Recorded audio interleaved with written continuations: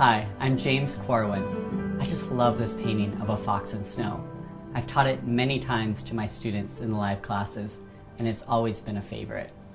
I'm going to take you step by step through the painting, demonstrating here on the canvas.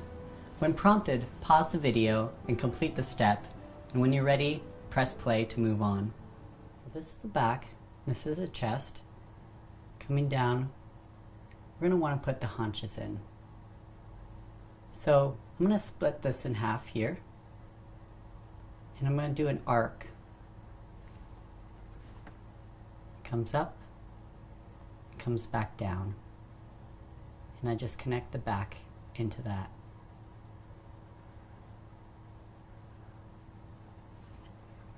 And those are the back legs in the seated position.